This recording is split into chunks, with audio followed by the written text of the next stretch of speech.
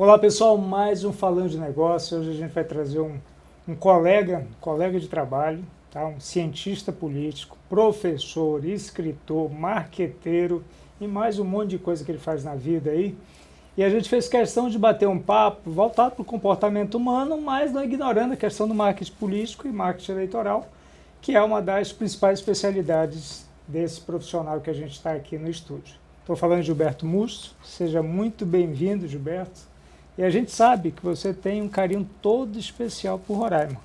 Conta um pouquinho como é que nasceu esse amor por Roraima. Weber, antes de mais nada, obrigado aí pelo convite, né, de estarmos aqui no Falando de Negócios. E às vezes as pessoas podem perguntar o que a política tem a ver com a geração de negócios e etc. Mas na realidade a gente trabalha com uma visão da economia criativa. Não há como você estar na política trabalhando e principalmente no período eleitoral e não gerando grandes negócios em todas as cidades, mesmo que a eleição não seja única e exclusivamente municipal. Então, desde 1992, eu ingressei nesse ramo, fazendo primeiro pesquisas eleitorais. E depois que eu comecei a entender as pesquisas, comecei a estudar para querer saber mais acerca de tendências. E uma vez que eu tinha pesquisa e o conhecimento de tendências, aí eu apliquei isso para ajudar as pessoas a ganharem a eleição por intermédio de estratégias baseado no estudo de dados. Então, isso daí começou a ficar muito claro na minha cabeça, que havia um caminho diferenciado da forma que todos faziam eleições, de forma tradicional. E naquele tempo as eleições eram 90 dias, podia tudo, né? Podia boné, podia camiseta, outdoors, era muito legal.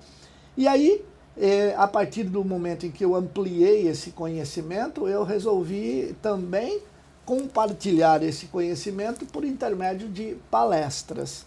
Então eu comecei a dar palestras no Brasil todo, até que um dia eu fui convidado para dar uma palestra aqui em Boa Vista, no caso, primeira vez que eu vim em Roraima, mas a palestra ficou marcada para o dia 30 de dezembro. E eu estava em Washington no dia 4 de dezembro, quando o promotor me convidou e falou, olha, é dia 30 de dezembro, o senhor vem? Eu falei, eu vou, eu quero saber se os outros vão, né? Porque para mim tá tudo bem. 30 de dezembro, não, e era sexta, né?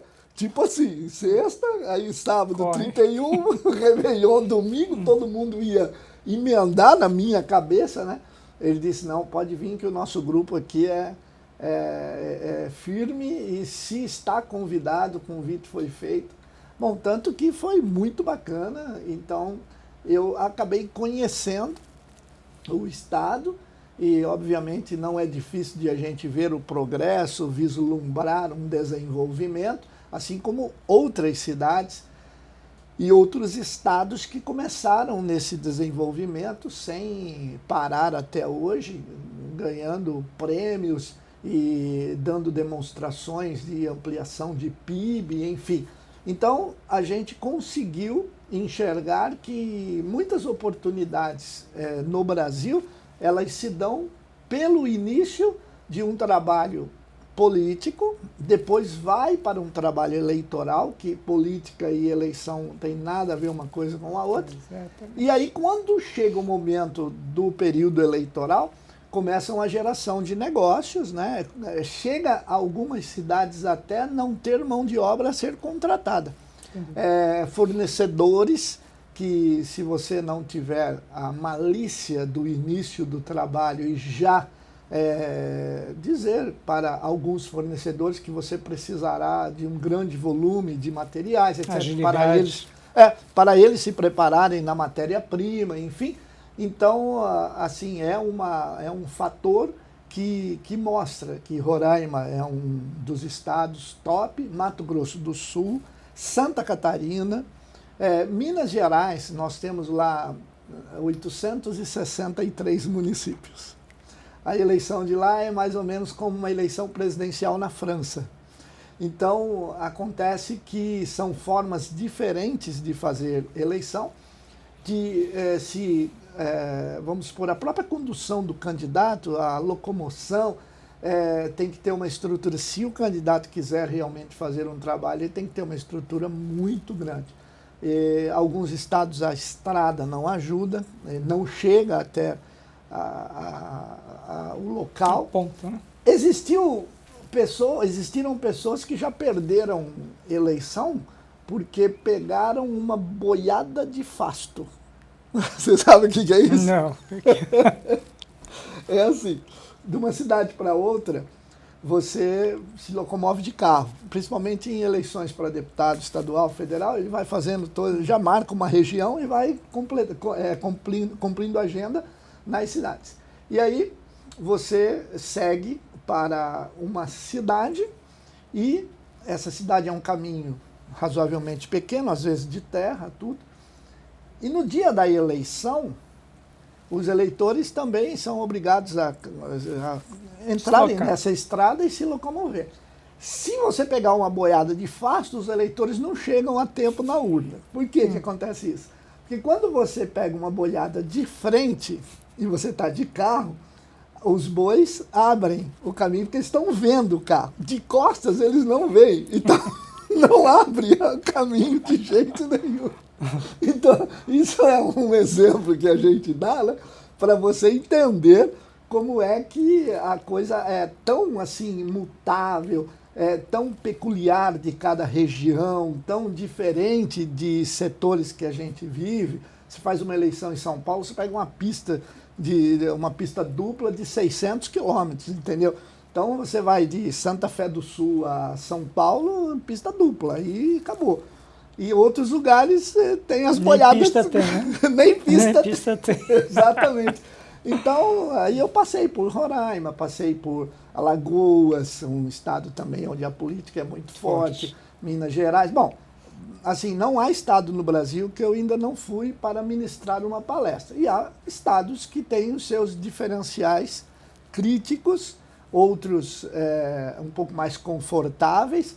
O tipo de política é de uma forma, Rio de Janeiro a política é outra, para você subir o morro tem certas regras, né? Então, faz com que a gente, nesse âmbito nacional, a gente acabe tendo uma bagagem muito grande. Gilberto, você tem essa análise, é cientista político, você tem uma análise mais criteriosa do que é a política e suas percepções. A sua experiência traz isso. Mas e a percepção da população em relação à política? Seja política, execução de programas e projetos públicos, ou seja, aquele período eleitoral onde cada vez os comportamentos estão se repetindo mais e os resultados estão ficando muito previsíveis. Então, isso porque o eleitor está cada vez mais se qualificando. E às vezes o candidato não. Por isso que ele precisa de ajuda profissional. Então, acontece o seguinte, muitas pessoas confundem a palavra com opinião, né? Então, eu sou candidato, eu dei a minha palavra, eu não mudo a minha palavra de forma nenhuma. Eu sou candidato, eu dei a minha opinião, eu posso mudar de opinião.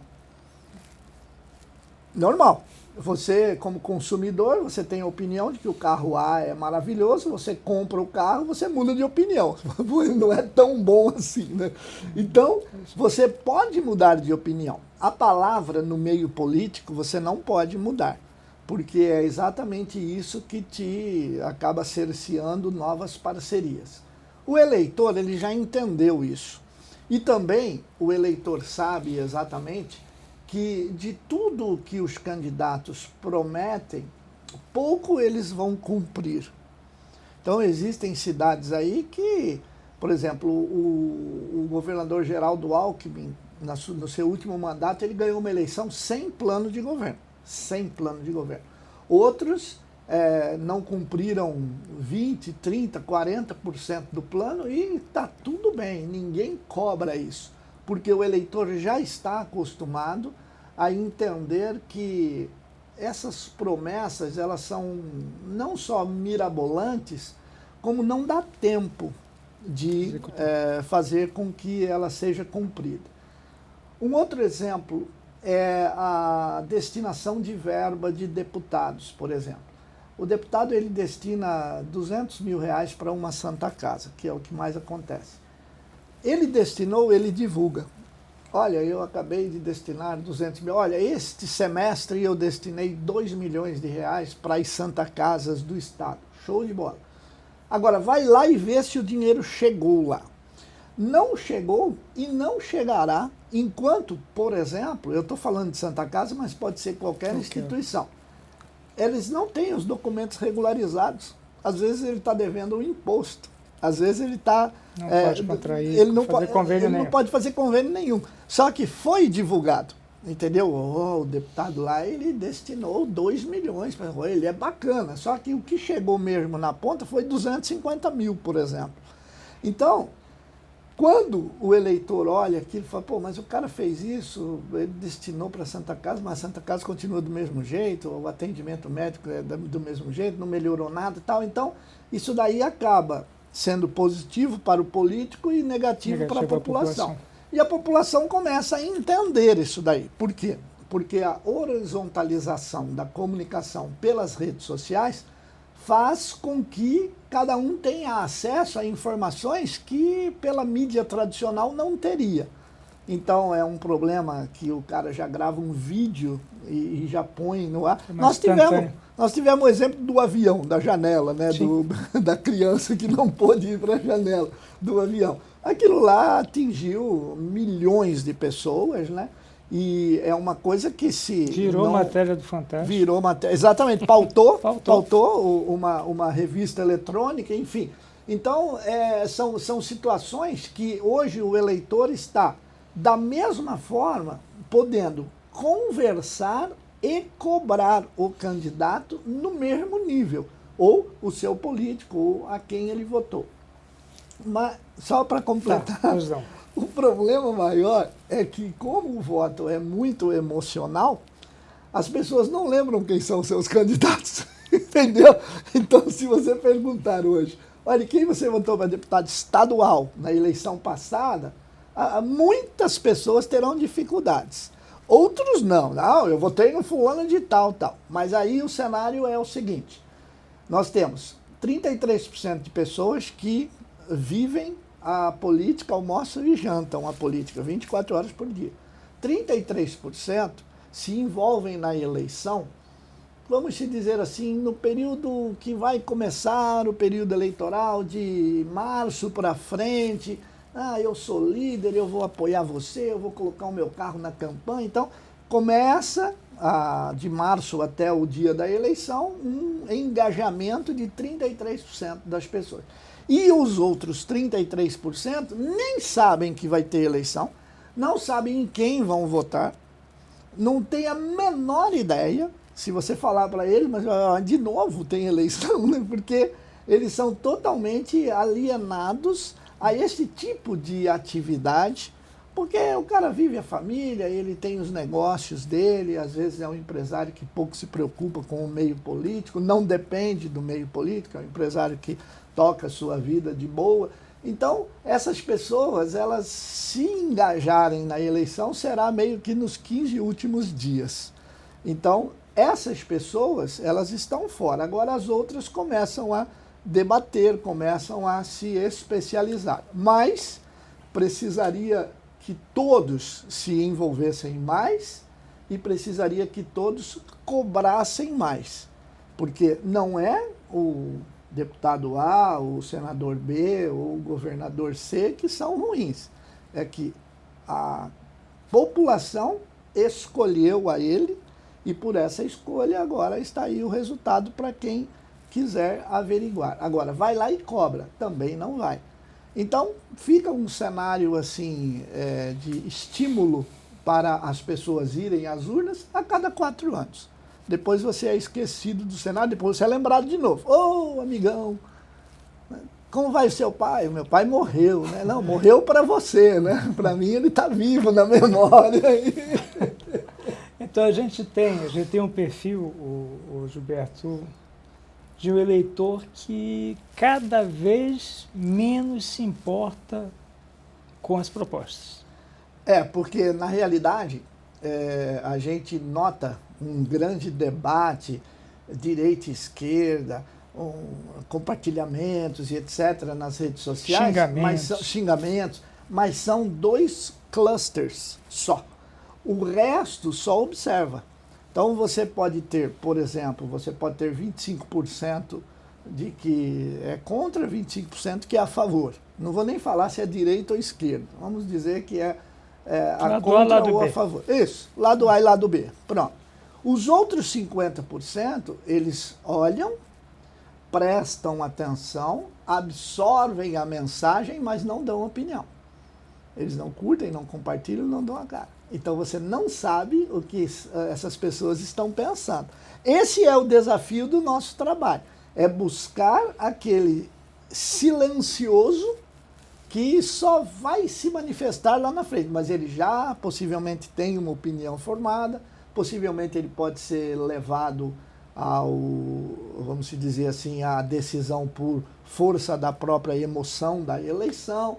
Às vezes uma pessoa mais próxima diz, olha, vamos apoiar aquele candidato que é meu, você já tem voto? Não, não tem, esse é o próprio vizinho, o próprio cunhado, o próprio parente. Então, essas pessoas, elas acabam mobilizando para votar no A ou no B. Mas a gente tentar entender como pensam estes, na realidade, não. Então a gente fica com essa impressão sua, que cada vez eles estão mais longe. Eles não estão mais longe, eles estão mais em silêncio. Mais quietos. Mais quietos. E mais observando. Mais observando. E o nosso eleitor, Gilberto, ele observa toda essa movimentação, essa polarização que se instalou no Brasil, que não é de agora, mas a gente não vê surgimento de novas lideranças. A gente está carente, nós estamos órfãos de ídolos, né? Eu lembro muito do nosso tempo, Ayrton Senna. A gente está órfão de pilotos bons de Fórmula 1, por exemplo. E na política, a gente vê cada vez mais aumentando a rotatividade e se eternizando aqueles com estruturas faraônicas. Eu tenho uma estrutura construída, embasada, desculpa usar um termo antigo, os currais formados, e eu vou me eternizar na política. Mas, na maioria dos casos, você tá tendo muita mudança em todos os níveis de poder. Por que isso? Então, um dos grandes detalhes é a própria comunicação da internet, em que, por exemplo, nós temos pessoas, eu vou colocar o delegado Paludo, por exemplo, em São Paulo, ele foi cerceado de todo o horário eleitoral, ele não tinha dinheiro para fazer a campanha, é um delegado de polícia que tinha os seus recursos limitados para sua família, etc, etc, e ele teve votos em todas as cidades do estado, menos 10. Ele sempre diz isso, fala, eu não fui votado em 10 cidades, nas outras 640 e poucas ele foi votado. Quer dizer, como é que ele chegou lá? Ele chegou pela internet, ele chegou pelas redes sociais, enfim. Então, essa pessoa fez um trabalho planejado, de credibilidade, e obviamente começou a converter essas pessoas. Estes são os novos que entram. Os que se eternizam, eles se eternizam pela base e pelos recursos financeiros. Nós tivemos agora aí para essa eleição essa distribuição de emendas faraônicas e aí, se você verificar, nós tivemos o maior índice de reeleição dos prefeitos, maior da história do Brasil. Então, quer dizer, ali se facilita quando tem essas verbas, uma parte do eleitorado entende que ele pode se aproveitar desse momento, ok? Outra parte se aproveita do momento, mas não honra o voto, porque não precisa dar recibo. Então, o que acontece na realidade é que essas pessoas que, vamos dizer, que são os dinossauros da política, esse daí eles terão aí, com toda certeza, uma eternização no poder. Mas, por outro lado, na eleição de 2018 foi uma amostra de que muitos grandes líderes políticos foram simplesmente exonerados do cargo pela população. Então, foi assim, foram muitos. Esses não entenderam que já existia uma comunicação diferenciada, não entenderam o poder da internet e não entenderam que o que eles estavam fazendo já deu, venceu. Então, eles não entenderam isso, a população pediu novidade e eles não entregaram novidade, eles entregaram uma receita que todos já conheciam. Então, eles não foram aprovados para um próximo mandato. Você é um cara que é adepto de inovação, inteligência artificial, gosta muito de análise, de pesquisa, aprofundamento, quali, quant, tudo. Mas o que te leva, Gilberto, a olhar para o meio eleitoral e ver o digital despontando, mas muita gente começando a ignorar o tradicional, só que ignorando totalmente. Esquecendo que, por exemplo, o caso das inserções, ele é fundamental na tua estratégia de comunicação. Correto. Como é que você administra isso numa equipe tua de campanha? É porque as inserções, como você falou corretamente, elas pegam as pessoas no pulo. Então, para quem imagina que o importante é o horário eleitoral gratuito, que é aquele horário de 15 minutos dividido entre os candidatos, cada um fica com 3, 4, esse horário já não tem essa audiência a qual você se refere corretamente. Agora, quando você está em um outro programa, assistindo TV aberta, você acaba entrando, sim, por impacto e se surpreendendo com um spot ou com uma inserção de 30 segundos, se é rádio ou se é televisão. Essa inserção de 30 segundos impacta. Então, você queira ou não, o seu subconsciente absorveu aquela informação e tudo bem. Agora, quando você diz as pessoas migram para o digital e esquecem a TV aberta, o tradicional, realmente é verdade, mas é uma pequena faixa. Existe uma grande faixa que utiliza o que a gente chama de multiscreen, ou seja, eu assisto a televisão, estou assistindo qualquer programa na TV aberta, mas eu estou no celular. Então, essa é o multiscreen. Hoje, outro dia eu me peguei com 3 telas. Eu lembrei do que você falou. Eu estava assistindo televisão, eu acho que era até o filme, não era até o streamer da Netflix. Estava assistindo a série do Ayrton Senna, lembrei agora. Que você falou também. Eu estava assistindo a série do Ayrton Senna, estava com o meu iPad, que eu estava sugerindo uma outra situação num site, fazendo uma inscrição, uma ampliação da assinatura, e estava com o WhatsApp no celular, de boa. Então, de repente, eu olhei assim e falei, caramba, eu estou mexendo em tudo ao mesmo tempo, né? Mas isso é uma coisa que, na realidade, a gente que formata uma campanha, a gente que trabalha para mover a opinião pública, ela não tenha dúvidas que a TV aberta, o rádio, o jornal, ele impacta, mas a gente tem hoje uma tendência muito maior. Eu vou até dizer para você que 65% é digital e 35% são os outros meios, né? Mas eu, assim, não costumo subtrair ou substituir nenhum. São complementares. Desde os áureos tempos, olha, a rádio chegou, agora acabou o cinema, né? Não, acabou, sei lá o quê, agora chegou o cinema, acabou a televisão vai acabar com o cinema, foi o inverso, chegou primeiro o cinema.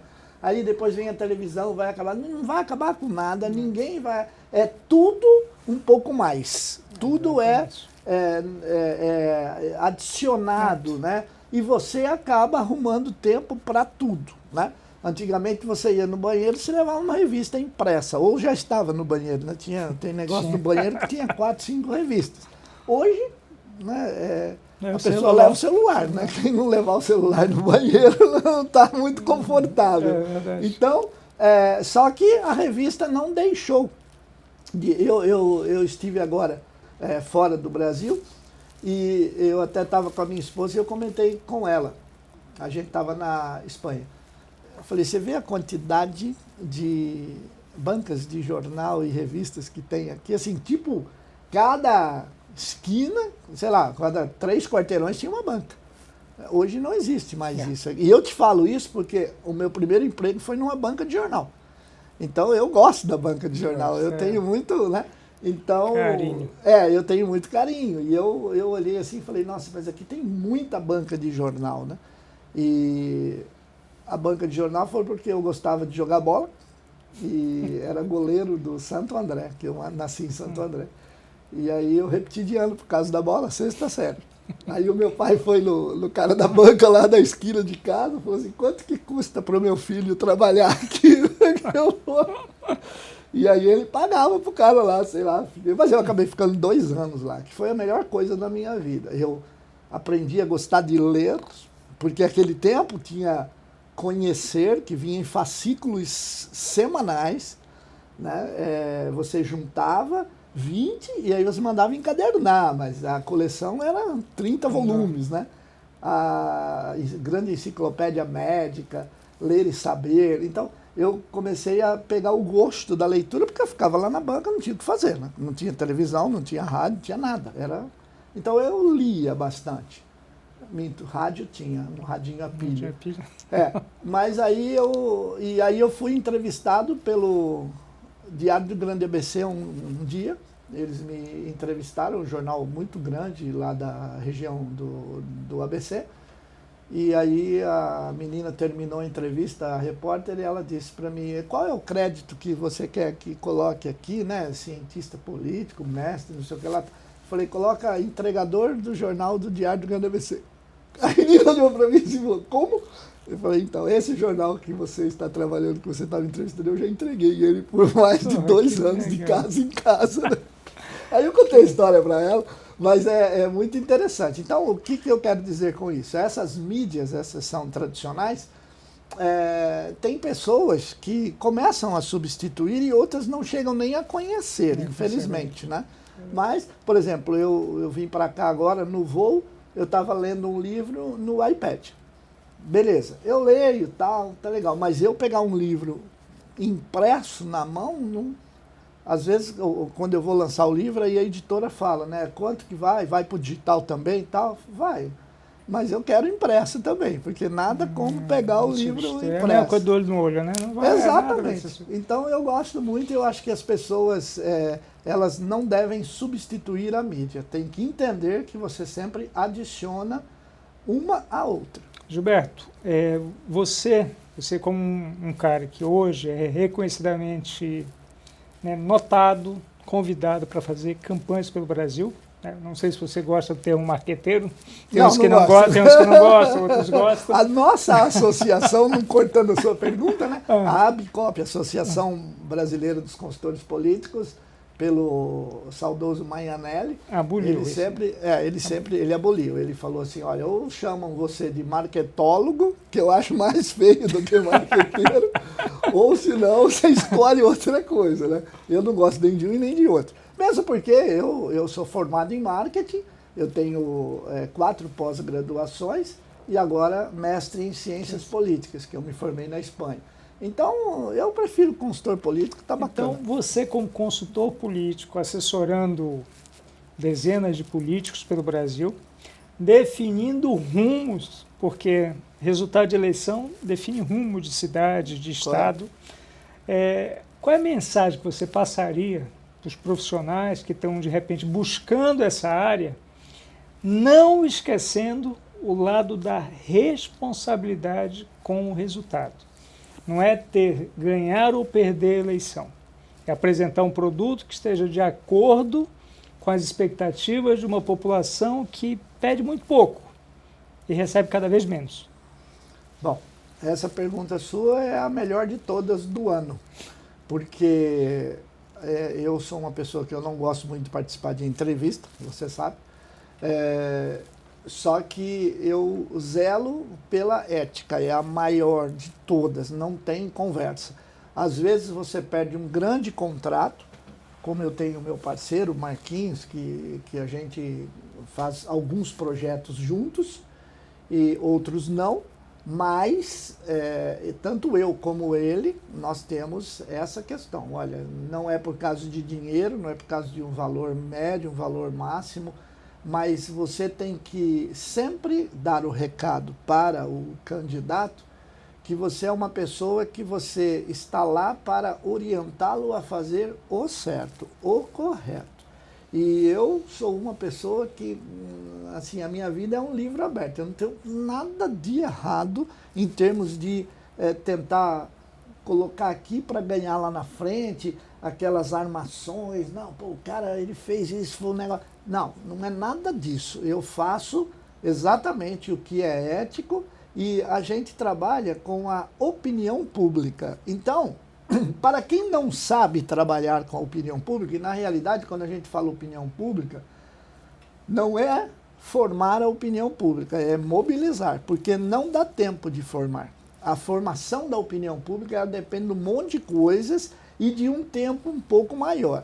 Agora, a mobilização da opinião pública é o que a gente precisa no período aí de 120, 6 meses, vamos colocar aí, para você mobilizar a opinião para o seu candidato. Então, é muito mais fácil que o candidato entenda, junto a nós, que o que nós estamos fazendo é para mobilizar a opinião pública, não é para induzir, persuadir no lado negativo da palavra, porque tem persuadir do lado positivo também, e principalmente, como você disse, e você deu uma pincelada muito rápida e eu queria só voltar, a utilização da inteligência artificial hoje nos dá uma condição muito maior de nós trabalharmos com velocidade, com ética, porque às vezes pintam a inteligência artificial, que nem algumas pessoas, nós precisamos controlar a inteligência. Isso é sonho, ninguém controla mais nada disso daí, não há como. Porque não controla a inteligência. Você não, se retroalimenta. Exatamente, de você mesmo. O pior é isso. Então, o que acontece? Você tem que entender que a mobilização da opinião pública só se faz e se continua trabalhando no próximo se você fez um excelente trabalho no primeiro momento. E você chega a esse resultado, como você falou, às vezes as pessoas entram para construir uma carreira política e não para ganhar a eleição. Então tem pessoas que a gente já faz uma consultoria com análise de risco logo de saída e diz para ele, olha, você tem 65% de chance de perder a eleição, mas você tem 20% de chance de fazer com que o seu nome se enalteça, você crie um capital político e você saia para um segundo projeto. Então você tinha 0, agora você tem 30 mil. Você saiu do 0 para 30 mil. Você perdeu a eleição com 30 mil. Perdi a eleição com 30 mil, mas eu vou agora dos 30 mil para frente. Então, é aí que as pessoas entendem o verdadeiro resultado do nosso trabalho. Porque, às vezes, tem um cliente, tem perfis diferentes, um cliente ou outro, aí ele fala, me diga quais eleições que você já ganhou para eu saber se eu posso contratar você ou não, né? Fala, olha, as eleições que eu ganhei, elas já não servem mais para nada agora, né? As experiências que eu tive e que me fizeram sucesso na eleição passada, na anterior, agora ela não vai servir. Se o senhor quiser que eu faça igualzinho, tá fácil para mim, é só recuperar os arquivos e trocar o nome. Mas eu posso garantir que o senhor vai perder a eleição. Aí o cara olha e fala, então, eu sou ético nessa parte. Você tem que entender que a opinião pública ela se altera, como eu disse, opinião pública não é palavra você não muda, mas opinião pública e a opinião em si você muda. Você muda a opinião pública pela janela de Overton, que é um cara que descobriu que você pode ir do totalmente contra ao totalmente a favor. Isso, mudando de opinião, fazendo uma série de coisas. São os atributos que a gente usa na campanha. Então, nada mais do que a janela de Overton. E eu sou obrigado a usar isso porque eu tenho um azar, Weber, nas eleições, que eu só pego o cara que está em quinto lugar, terceiro, quarto. Nunca eu cheguei e falei, esse cara está em primeiro lugar, vai aí que não vai dar outra, né? Não, nunca foi assim. Nunca, com exceção, eu não posso ocultar, a Coronel Fabriciano agora em Minas Gerais, o prefeito saindo com 85% de aprovação e estão colocando o seu sucessor. Então foi uma eleição razoavelmente tranquila. Mas do resto, o meu candidato nunca é o dos pobres, Mas sempre é o candidato do Rio, não, o candidato do Rio, ninguém gosta dele, né? Então, é o candidato do Rio, é o candidato que está em quinto lugar, ele só puxa, né? Então, aí depois a gente vai revertendo, vai fazendo essa janela de Overton mudar, e aí a gente consegue. Mas tudo isso que nem você falou, por pesquisa, por análise de dados, por inteligência artificial, e assim a gente realmente consegue um diferencial no trabalho. Gilberto, te agradecer aqui o tempo, eu sei que tua agenda é super corrida, você arrumou esse tempo aí para estar com a gente. Quero te agradecer. Valeu, Weber. Vamos ter outras, vamos ter eventos juntos. Vamos. Pessoal, mas o Gilberto, eu acho que o fechamento dele nos chama muita atenção.